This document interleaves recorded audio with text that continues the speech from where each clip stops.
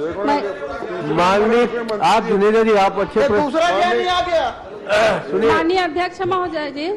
नहीं बैठ जाओ, मैं बता रहा हूँ, आप चल देना, उनके पूरे जवाब देंगे वो। माननीय अध्यक्ष महोदय, आपके माध्यम से मंत्री से मेरा प्रश्न है, न्यू योको, अल्ट्राटेक, न्यू स्टा, अंबुजा इमामी सीमेंट संयंत्रों में ग्रीन वेस्ट की स्थापना, बाद में बताऊंगा आपको, इसके बारे में मेरा आपसे प्रश्न है। अरे कौन लिख के दिया है प्रश्न को, यह बताओ। मैं बताऊंगा ना बाद में आपको, बाद में बताऊंगा ना आपको, क्यों चिंता करते हो? उत्तर भी उसी से ले लेते ना। तो उत्तर भी लिया हूँ आपसे, उत्तर मंत्री से लूंगा, उनसे आपसे क्यों लूंगा जी? चलिए आप बहस मत करिए, हमसे सीधा मुखातिब होइए। मंत्री जी, नियमों के अनुसार भी सीमेंट संयंत्र को अपनी कुल भूमि का कितना हिस्सा ग्रीन बेल्ट के लिए रखना है, 33%, 34% या 35%, इसके बारे में नियमानुसार बताएंगे आप। क्या माननीय अध्यक्ष महोदय, कुल जो प्रोजेक्ट में जितनी भी भूमि लगती है उसका 1/3। 1/3। आप खड़े होकर प्रश्न करिए, संतुष्ट नहीं है तो आप खड़े होकर प्रश्न नहीं करिए। संतुष्ट नहीं हूं अभी मैं। तो बढ़िया खड़े होकर प्रश्न करिए। सरदार जवाब से सरदार जी लगाओ, पहली बात तो आप शब्दों को सुधारो। जवाब से संतुष्ट होकर के बैठ जाओ। पहले जी लगाओ आप, जवाब से संतुष्ट होकर के बैठ जाओ। जी इनको शब्दों को बोलिए, अपने अभिलोपित करिए। चलिए कर दिया, बोलते हैं जी लगाए, इनको बोलिए पहले आप। नहीं और कहीं अभी 12 बजने वाला है, ध्यान रखो थोड़ा। और कहीं सरदार उखड़ गया तो फिर क्या होगा? चलिए संतुष्ट होकर कुलदीप जी अगर आप सीरियस हैं तो नमस्ते हो जाओगे, और नमस्ते वाले सरदार जी बताया जा रहा है, वो मौके पर वो पेड़ जीवित है कि नहीं है? क्या यह नियम नहीं बताया जा सकता कि ऐसे प्रजाति के पेड़ लगे जिसमें भूस्थल बढ़े? 14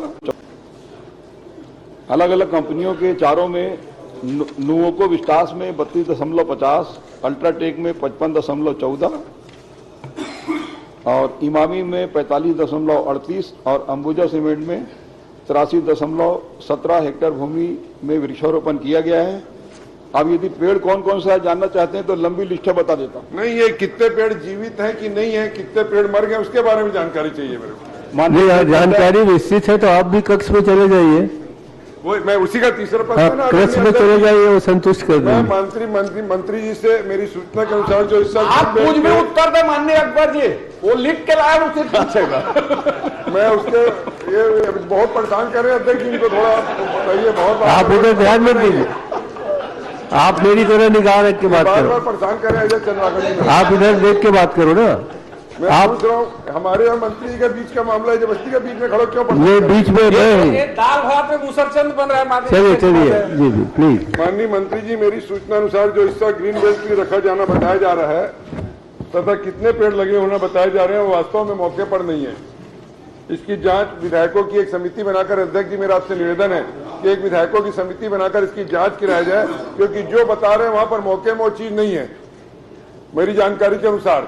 वो तो बता रहे हैं सब पेड़ के नाम है, कितने जीवित है, कितने मरे, उनके नाम है। मंत्री जी बता रहे थे जांच समिति विधायकों की किस किस प्रजाति की है, अब विधायकों को इतनी फुर्सत थोड़ी है कि सामने आ जाएगा।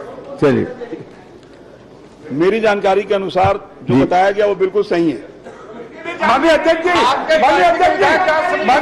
जी, मेरी जानकारी माननीय अध्यक्ष जी, नहीं है। ये विधानसभा भी उससे प्रदूषित होती है, पूरा रायपुर शहर प्रदूषित होता है। माननीय मंत्री जी ने कहा कि 1/3 क्षेत्र में वृक्ष लगाना है और पूरा रायपुर शहर, पूरी राजधानी उससे प्रदूषित हो रही है। हम ये चाहेंगे कि इसकी आप जांच करा लें कि 1/3 क्षेत्र में उन्होंने वृक्ष लगाए हैं कि नहीं लगाए हैं। और क्योंकि रायपुर शहर और पूरा छत्तीसगढ़ इसके कारण सबसे ज्यादा वहां पर जहां पर सीमेंट प्लांट्स है वहां पर खेती भी बर्बाद हो रही है, किसान आंदोलन कर रहे हैं। तो क्या आप इसकी जांच करवाएंगे क्या कि 1/3 क्षेत्र में वृक्ष लगाए हैं कि नहीं लगाए हैं, और लगाए हैं अगर वो जीवित नहीं है तो क्या उनको पुनः वृक्ष लगाने का निर्देश आप देंगे क्या? और 1/3 क्षेत्र को जीवित नहीं है, मेरा निवेदन है विधायकों की एक समिति बनाकर वहां पर भेजे, जांच कर ले, सब सामने आ जाएगा। वहां कोई जीवित नहीं है, सारे पेड़ मर चुके हैं, अधिकांश से ज्यादा पेड़। चलिए माननीय मंत्री